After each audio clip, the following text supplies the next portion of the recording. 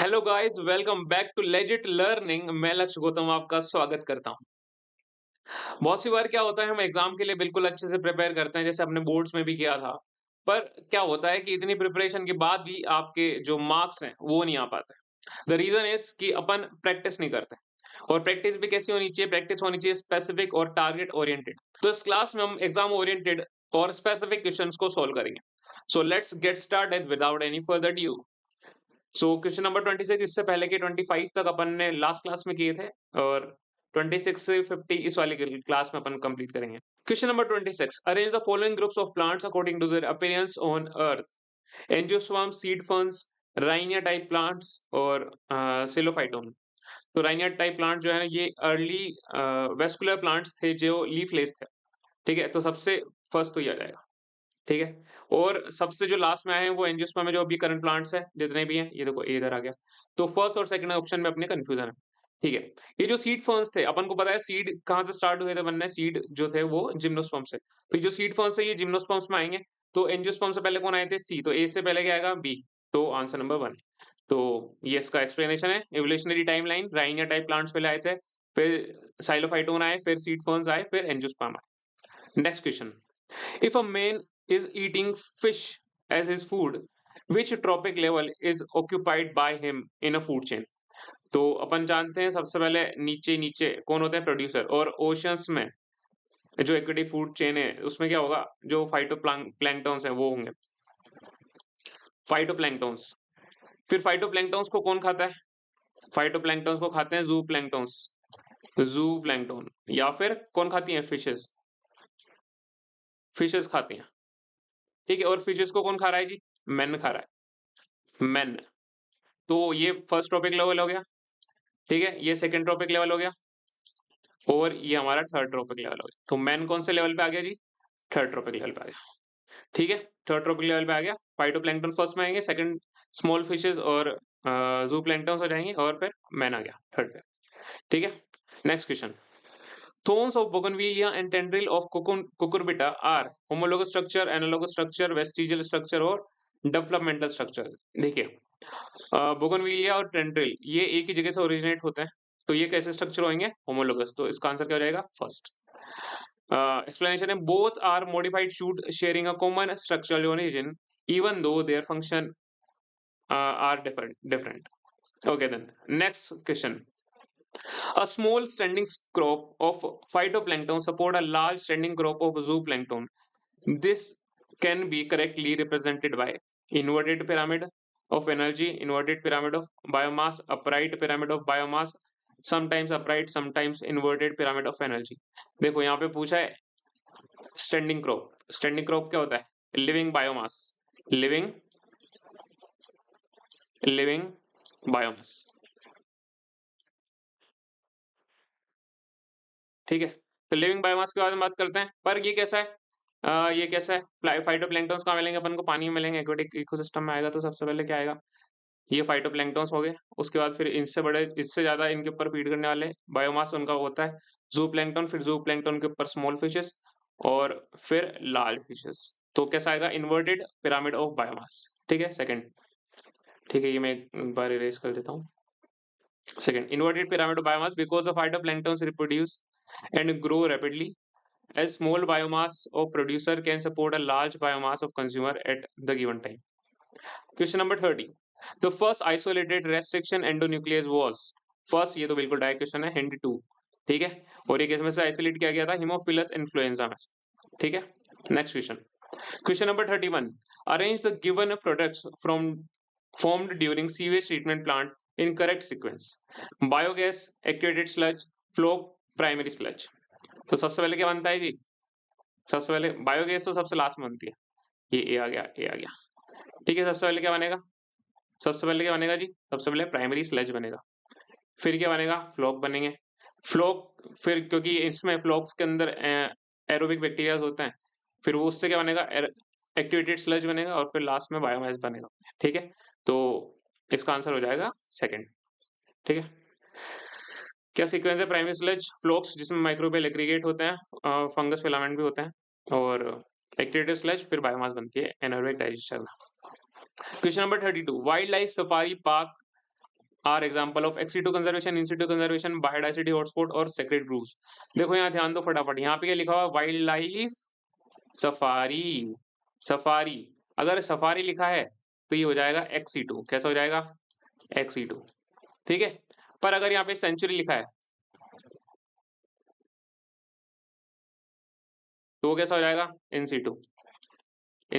तो ये कैसा हो जाएगा? एक्सी2, फर्स्ट वाला हो जाएगा। ठीक है, तो ये इसका, अरे first first first ex situ conservation. ठीक है, एक्सप्लेनेशन क्या है? They protect plants. और एक्सीटू कंजर्वेशन में क्या होता है, आउटसाइड उसको जो एनिमल है उसको उसके एनवायरनमेंट से बाहर निकाल के अपन प्रोटेक्ट करते हैं। वैसे एनवायरनमेंट देते हैं पर उसके एनवायरनमेंट से बाहर निकाल के प्रोटेक्ट करते हैं। Next question, humification leads to soil erosion, soil conservation, accumulation of humus and accumulation of salts. नाम से पता पड़ रहा है ह्यूमिफिकेशन में क्या बनेगी? ह्यूमस बनेगी। तो क्या accumulate होगी? ह्यूमस। थर्ड, ठीक है, microbial decomposition of dead matter, इससे क्या बनती है? ह्यूमस बनती है, जो कि सॉइल को फर्टिलिटी प्रोवाइड करती है। तो upper fertile layer of the soil is known as humus. Next question, if a double stranded DNA has 15% adenine, find out the percentage of cytosine in the DNA. देखो, अपन ने चार का rule पढ़ा हुआ है ना? ए किसके बराबर होता है? टी के बराबर। और जी किसके बराबर होता है? सी के बराबर। ठीक है, तो अपन को ए कितना दे रखा है? 15%। 15% है ना? तो ए इक्वल्स टू टी, तो टी भी कितना आया? यहाँ से टी कितना आ गया? ये भी 15% आ गया। ठीक है, 15 15 कितने हो गए? 30। ठीक है, और G plus C equals to 100। Total कितने होते हैं? 100% होते हैं ना? तो 100 माइनस 30% कितना हुआ? 70%। ठीक है, और अपन को ये पता है कि जी और सी बराबर होते हैं, जी और सी बराबर होते हैं, तो ये अपन दो से डिवाइड कर लेते हैं। मतलब जैसे टोटल 70 ना, जी प्लस सी, तो जी कितना आ गया? आधा। इसका आधा कितना आ गया? इसका आधा कितना हुआ? 70 का आधा 35। ठीक है, और सी कितना हुआ? सी भी कितना हुआ? 35। तो इसका आंसर क्या हो जाएगा? 35, थर्ड। ठीक है, देखो, by Chargaff rule, A equals to T and G equals to C. If A is 15%, then T is also 15%. Total A plus T equals to 30%, और 30% को फिर 100% में माइनस करेंगे तो टोटल 70%, जिसमें G और C दोनों है। ठीक है, और फिर इसका आधा कर देंगे तो फिर अपने साइटोसिन का निकल जाएगा 35%। Right, next question 35, transgenic animals are used to understand the contribution of genes in the development of diseases such as। कौन कौन सी transgenic animals are use to understand the contribution of genes. Genes के बारे में बात कर रहे हैं, जीन्स यहाँ पे ध्यान रखेंगे, कीवर्ड बहुत इंपॉर्टेंट है। ऑफ डिजीज, देखो क्लोरेला और टाइफॉइड, बच्चों इसमें जीन का कोई रोल नहीं है। ठीक है, एलिफेंटियासिस रिंगवॉर्म में भी नहीं है, ये सब इन्फेक्शियस डिजीज हैं। कैंसर और सिस्टिक फाइब्रोसिस में बिल्कुल है, इसमें जीन इन्वॉल्व होते हैं। ऑटोम्यून है, और ये, और निमोनिया और कालाजार भी, ये भी इन्फेक्शियस है। तो क्या हो गया? इसका थर्ड आंसर हो गया। ठीक है, transgenic models are valuable for studying the genetic and chronic diseases where gene function is central to the disease. Right, next question 36, genetically modified plants have been useful in increase post harvest losses। बच्चों ये harvest losses को decrease करता है, increase नहीं करता है ना? Genetic decrease crop yield, decrease नहीं करता, ये इंक्रीज करता है, ये भी गलत हो गया। ठीक है, making crop tolerant to stresses, बिल्कुल ये करता है। डिक्रीजेस एफिशिएंसी, एफिशिएंसी क्यों कम करेंगे हम? मॉडिफाई ही क्यों कर रहे हैं? अगर एफिशिएंसी कम करानी होती तो ये भी गलत हो गया। इंक्रीज एफिशिएंसी हो गया, तो इसका आंसर हो गया थर्ड। ठीक है, एक्सप्लेनेशन है, genetic modified plants are engineered to resist biotic stresses and abiotic stresses. Next question 37, which of the following is a primary female sex organ. Primary female sex organ, primary organ वो होते हैं, मतलब primary sex organ वो होते हैं जिसके अंदर gametes बनते हैं। गैमेट्स किसके अंदर बनते हैं? फीमेल में, ओवरीज के अंदर। सही, थर्ड हो गया। ठीक है, ovaries are the gonads responsible for the producing female gametes, ova जिसे कहते हैं, और जो सेक्स हार्मोन्स होते हैं वो भी सिक्रीट करती है, जैसे estrogen. Next question, which one of the following structure is haploid in relation to male reproductive system. Male reproductive system के बारे में बात करते हैं। लिडिक सेल कैसी होती है जी? ये तो होती है 2n। ठीक है, सर्टोली सेल कैसी होती है? नरिशमेंट प्रोवाइड करती है 2n। ठीक है, जो प्राइमरी स्पर्मेटोसाइट होती है ये भी 2n होती है। इसके बाद प्राइमरी स्पर्मेटोसाइट में मियोसिस होती है, और उससे क्या बनती है? सेकेंडरी स्पर्मेटोसाइट, जो कि कैसी होती है? n। तो ये अपना आंसर हो गया फर्स्ट। ठीक है। Secondary spermatocyte, primary spermatocyte undergo meiosis first to form haploid secondary spermatocyte. Leydig cells and Sertoli cells are diploid somatic cells. Right. Next question. 39. Of the incident solar radiation, what is the percentage of photosynthetically active radiation? पार बताओ, पार की कितनी percentage होती है? क्या वो 100% होता है? मतलब जितना सोलर रेडिएशन होता है वो सारा का सारा उस मतलब उसे सारी रेडिएशन को यूज कर सकते हैं क्या फोटोसिंथेसिस के लिए, या फिर 50% से कम होता है, या फिर 1 and 5% होगा, या फिर 2 to 10% होगा? आप ज्यादातर बच्चे क्या कंफ्यूज होते हैं, वो क्या लगाएंगे 2 से 10%, पर ये गलत है। ये क्या है? सही आंसर है इसका लेस देन 50%, ये होता है पार। ये जो 2 to 10% है, इतना तो प्लांट यूज कर सकते हैं, यूज कर सकते हैं। ठीक है। मतलब ये 50% से कम जो विजिबल लाइट है उसका 2 से 10% यूज करते हैं, और 2 से 10% भी यूज नहीं करते, करते तो 1 से 5% है। ठीक है, और कम करते हैं, पर कर सकते हैं। ठीक है, तो ये इसका आंसर हो गया less than 50%। Only the visible light spectrum 400 to 700 nm is effectively usable by plants, which accounts for less than 50% of total solar radiation. अगला चलते हैं। ELISA based on the principle of antigen antibody interaction, PCR, radioactive molecule और amount of DNA. ELISA की full form बताएं सब। ELISA की full form क्या होती है?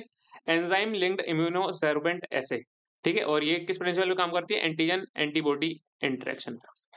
ठीक है, enzyme linked immunosorbent assay detect targets using specific binding between antigen and antibodies. Next question. Read the passage carefully and answer the question based on the passage. Species diversity on Earth is not uniformly distributed. बिल्कुल। It is generally highest in the tropic level. कहाँ पे? Highest tropic level पे, और decrease towards the pole. जैसे जैसे पोल की तरफ जाते हैं diversity कम हो जाती है।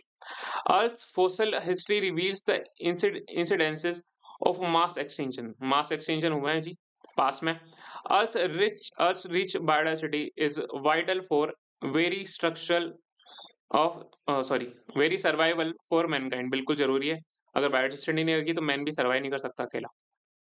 It is believe that the communities with high diversity tend to be less variable and more productive. ठीक है, the reason of conserving biodiversity are narrowly utilization, broadly utilization and ethical. ठीक है, बायोडाइवर्सिटी कंजर्वेशन में बी in situ और ex situ. ये जो utilisation की बात है इसमें नैरो यूटिलाइजेशन मतलब जैसे कि छोटी सोच किसकी है, देखा जाए तो ह्यूमंस की है।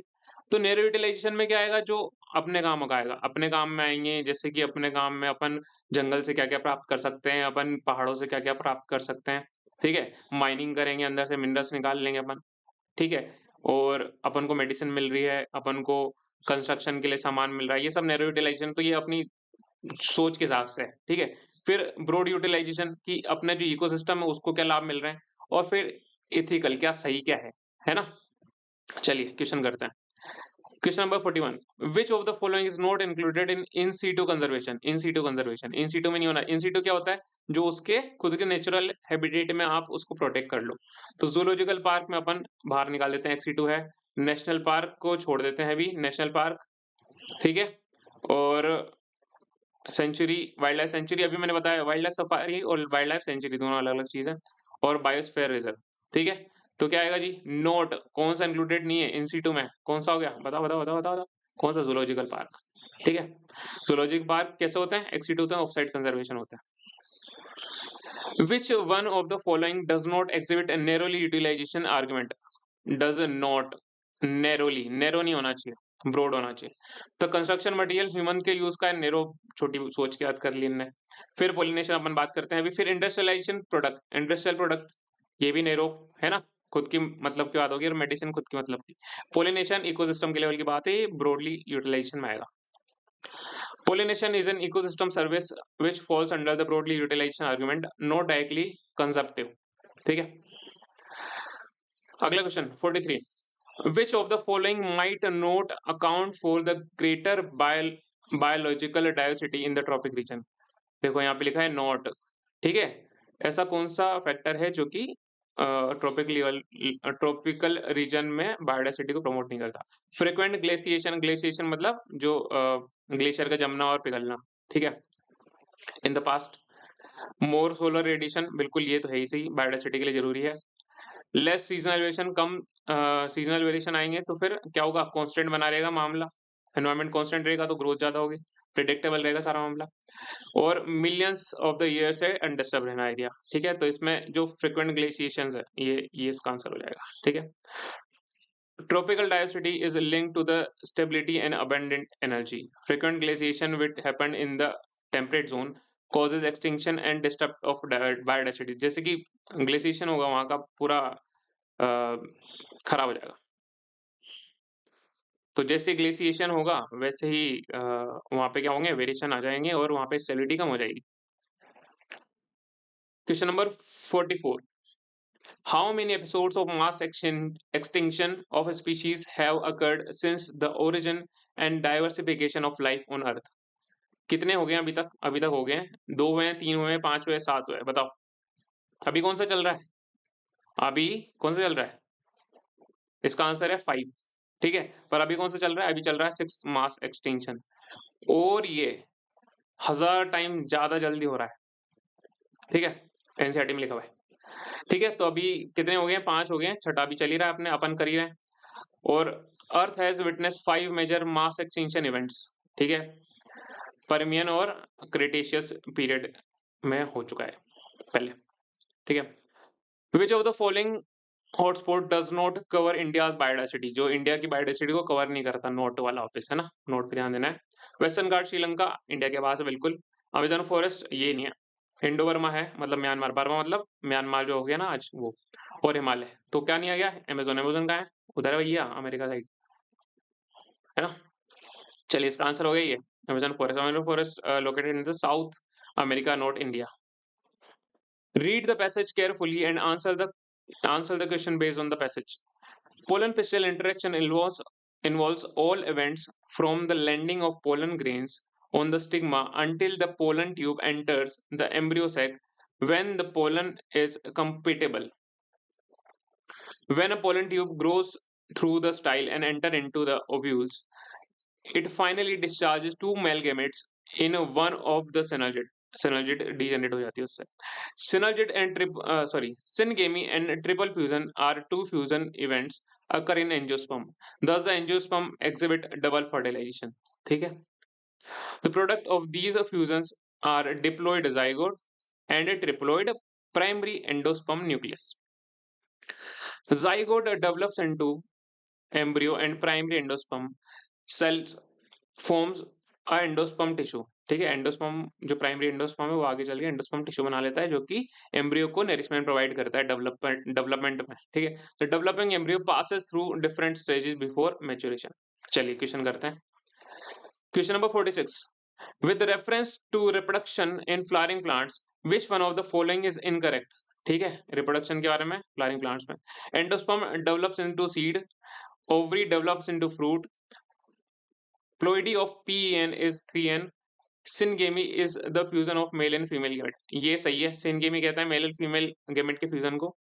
जो प्लॉइडी होती है पीएन की, प्राइमरी एंडोस्पर्म न्यूक्लियस की, उसकी 3N होती है, बिल्कुल सही है।